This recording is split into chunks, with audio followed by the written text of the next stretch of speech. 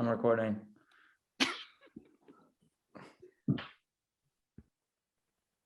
What's up, guys? I'm co-host Ian Hammons. I'm co-host Lewis Westwood, and today we're going to be interviewing a real-life Swedish person.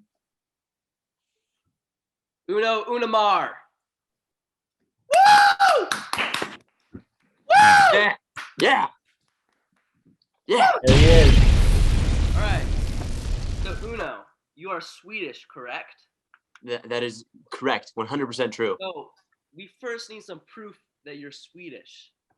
So could you say something to us in Swedish? Maybe like, "Hi, my name is Uno." Yeah.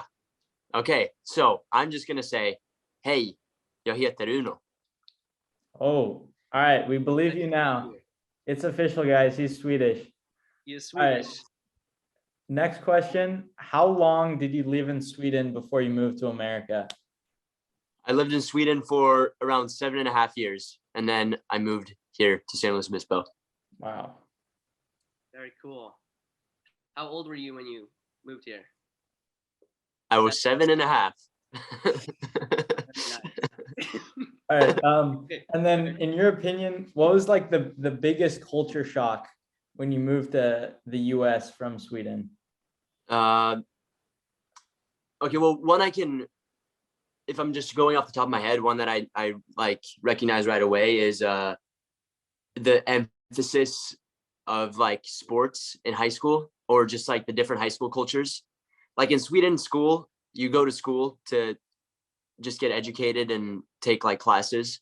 But here in America, you have like a bunch of dances and sports. You have like school teams, which is not, it's not a thing there. Like if you're playing sports, you play it outside of school. But here, like I would say a huge, almost a majority of the high school experience is everything that doesn't have to do with actual school. Yeah. It's very different from Sweden. Cool. So, Uno, where in Sweden did you actually live? And can you describe what this place was like? Yeah. Okay. So I was born in and grew up in a city called Örebro, which is in like the, I would say like southwestern part of Sweden, but it's a little bit inland. So it's about, I would say like 6 hours away from the ocean. It's a pretty cool city. I think it's like the 6th biggest in terms of population. There's around 140,000 people that live there. There's a big castle in the middle of the downtown area. Yeah, it's pretty rad. When you're like walking down the street, what's like the vibe? Is it like chilled out? Yeah, I mean, it's not, I wouldn't say it's too lively, but there's nice people there. Everyone's pretty cool. The downtown area is super nice. Like you can't really drive cars there, so it's just cobblestone streets and there's massive squares, good food. The weather is awful most of the year, but it's cool. Like, is everything just like walking distance? Yeah. And in Sweden, there's a huge bike culture. So you bike everywhere. Like the bike, like here, people would say that the bike roads in SLO are pretty good compared to the rest of the US, but they're awful compared to the ones that you have in Sweden. You can bike basically anywhere you want. They have like designated bike roads that aren't even for pedestrians either. They're just for bikes, and they usually go through different like natural spots and forests and stuff. It's pretty cool. Cool. That's sick. All right, and then next question, clothing. I mean, I'm wearing a button down, Ian's wearing a suit, you're wearing a Chargers jersey. What's the traditional kind of clothing that you see when you're walking around Sweden? I wouldn't really say there's a traditional style of clothing. Like maybe in the early like 1600s, women would wear these long red dresses with different like engravings on them, or different sort of not exactly logos, but stuff like that. But now, if in modern times, the popular style for guys to wear is really awful jeans shorts and the shirt that you're wearing, Lewis. So you would fit right in. Oh, let's go. I would also fit in. I love to wear jorts. Great, Ian. You should go sometime. I should. Okay. Next question. What type of music do they listen to in Sweden? And then could you give us like your favorite Swedish song? Yeah. Okay. So Sweden is kind of like really famous for its pop music. Like obviously there's ABBA. Yeah, like, ABBA's Swedish. I think it has like the most pop music produced per capita in the world, so it's really common there. Right now, there's a pretty lively, I would say, Swedish rap scene.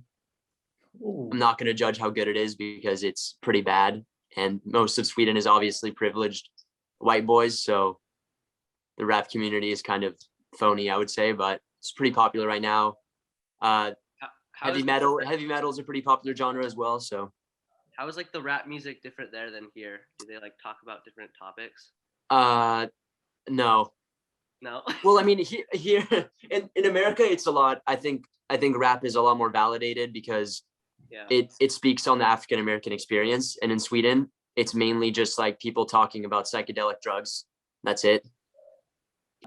While we're on the topic of psychedelic drugs, there was the famous movie Midsummer. God. Do you celebrate Midsummer? We do celebrate Midsummer. It is so similar to the movie. We love sacrificing old people. Wonderful. What actually is midsummer? Okay, so Midsummer it usually falls on the same day as summer solstice, so the longest day of the year. And what we do in Sweden is we just stay up all night and we party and we celebrate the longest day of the year, because for us, like, the summertime is a really important period because most of the year it's just dark and rainy and depressing. So when we actually do get long days, like the sun doesn't even set during the summer most of the time. We like to celebrate that. So Midsummer, you just stay up, you eat food, you celebrate, you dance around this maypole thing, sing songs. It's a lot of fun. And sacrifice old people. Is there a traditional? That too, yes. Is there a traditional like midsummer dance that you perform? Yes, yeah, there is. I don't really know it, but there's also this one that I guess is traditional too, and it's called Little Frogs. Okay. And I can show it to you if you'd Please like. show it to us. Oh, please do. You basically get up, you dance around this maypole, right? Let me try to find a better full body shot right here. And you put your hands behind your back, and you jump around the maypole like this. And then you sing, little frogs, little frogs. They're funny to see, little frogs, very funny to see. They don't have ears, but they have tails. They don't have ears, but they have tails. But in Swedish. All right. That sounds very, very exciting. It's so exciting. Okay. Next part is obviously soccer's the most popular sport in Sweden. What is your personal favorite soccer team, whether that be from Sweden or other parts of the globe? Yeah. So my favorite soccer team is Manchester City, from Manchester, England. In Sweden, I support my hometown, their team. They're in the first division of the Swedish soccer league tier, but they're not very good. They always finish like towards the bottom. But if we do have a Swedish club that makes it to the Champions League or does well in Europe, I will always root for them, just because it's cool to see. But the Swedish league isn't exactly as good as leagues in England or Spain. So yeah, I have a favorite team from there too, and that's Manchester City. All right. Cool. So we were talking about traditions before. Is there any like other traditions from Sweden that you brought to the US and like you have in your household?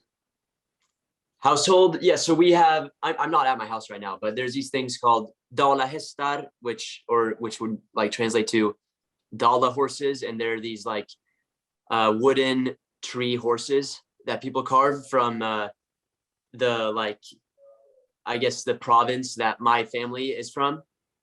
I wasn't born there, but it's a pretty rural area of Sweden, and they're really, really famous for making these horses. So we have a lot of those in my house. In terms of traditions, I don't know if you guys have heard of this, but we have this thing called lördagsgodis, or Saturday like candy, which is the day where you eat candy as kids. Like, you'll go to grocery stores and there's like this like self-serve wall of candy basically, and you can take whatever you want, but we basically only eat candy on Saturdays. So that we've still kind of brought over, and we do that at my own house now here in Slow. Cool. That's cool.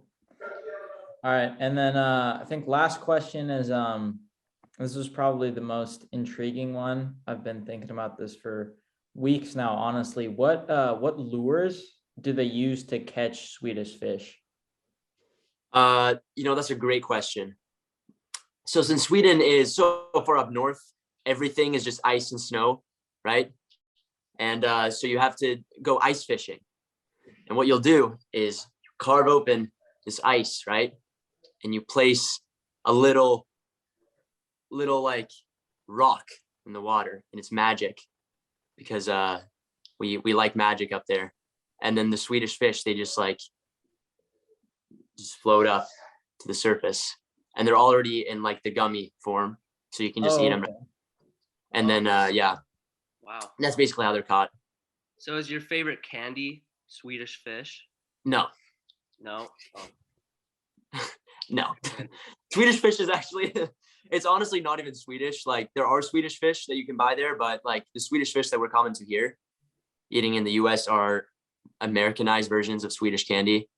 I think my favorite Swedish candy is either these things called raspberry boats, which are these like gummies that taste like raspberry. They're really good, or Marabou choklad, Marabou chocolate, which is really good milk chocolate.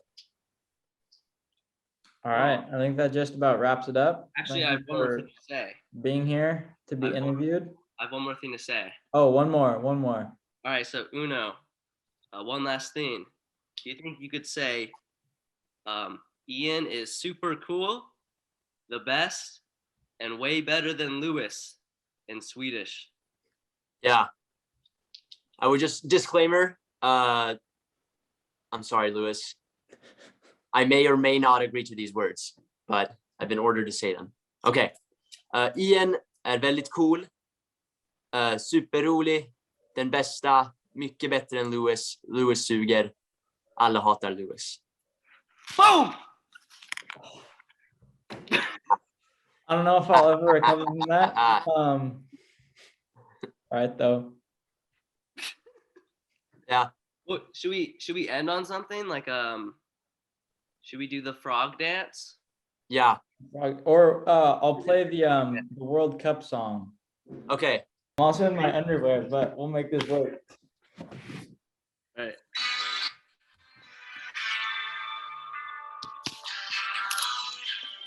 Ready? Hands behind the back, boys. Go. And just jump in a circle. Oh, yeah. That's nice, Ian. Very nice.